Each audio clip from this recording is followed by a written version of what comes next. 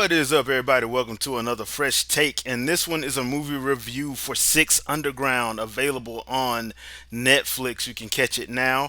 It's the new Ryan Reynolds Michael Bay collab movie, and yeah, yeah, it's Michael Bay. So you guys ought to know when I said that what to expect from this. So it's 10 minutes into the movie, and I kid you not, there's a car chase. 10 minutes into it, and it's a amazing car chase to look at. I mean, the thing's beautiful, and that's the thing about this movie.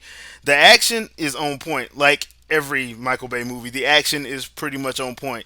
The story, however, is all over the place, and that's one of the main gripes that I had with the movie. But a little bit more on that later. Things that I liked: the action was good, the characters were actually enjoyable to me. The comedy, when they had it in there, the funny stuff, it actually worked, because it's important to note that this movie is actually written by the writers of Deadpool 1 and 2. So you need to know that, because there's some lines that were going to be scooped fully from Deadpool that's in this movie and said by Ryan Reynolds, which just pretty much makes it like, okay, dude, this dude is just Deadpool in real life at this point, and that's all there is to it.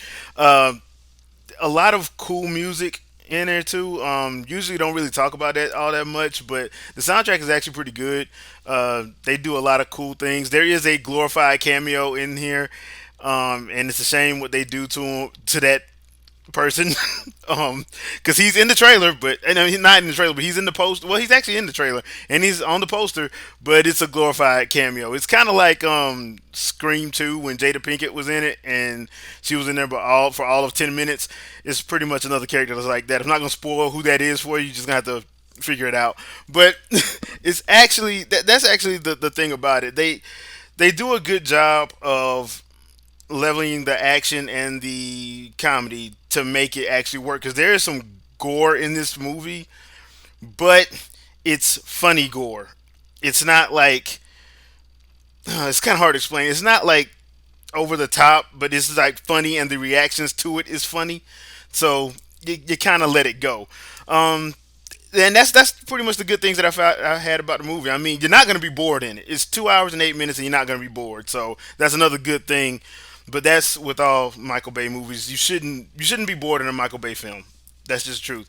Now, things that I didn't like I said, the story is disjointed. It is all over the place. The first half of the movie, honestly, is basically them trying to do one thing, and then you go to everybody's flashbacks. At one point, you think that the flashbacks are over when they go into each member of the six members of the group.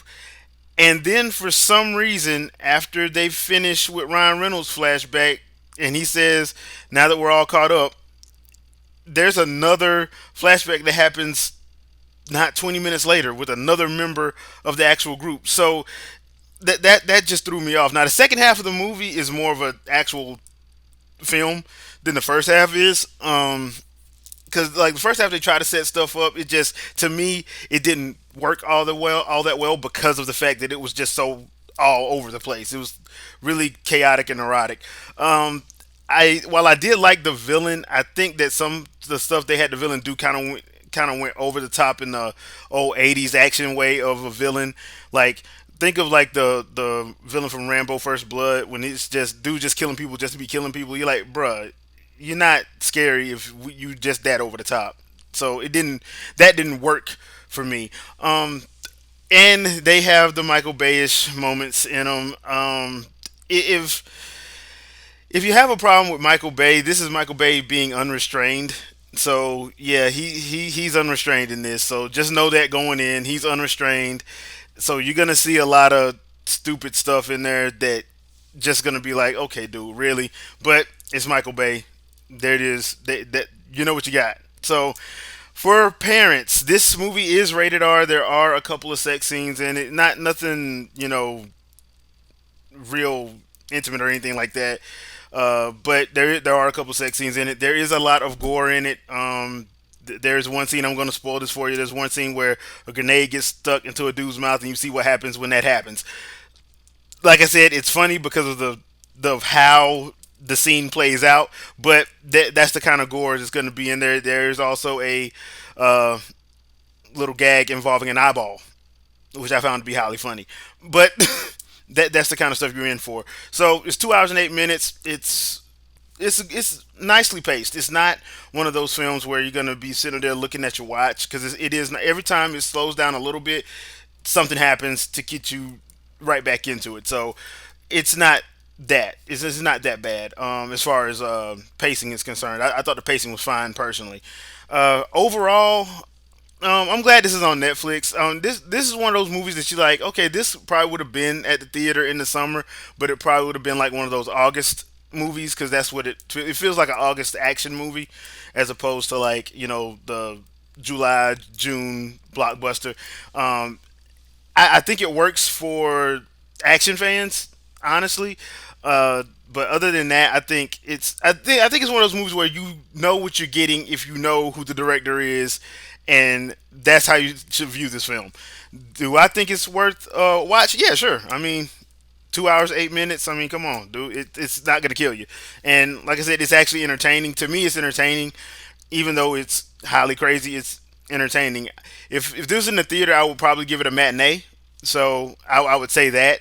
So it's worth a little matinee when you're just sitting up wanting to watch something action filled. The 2 hours do fly by, so it doesn't like drag in anything. So you should be good with that.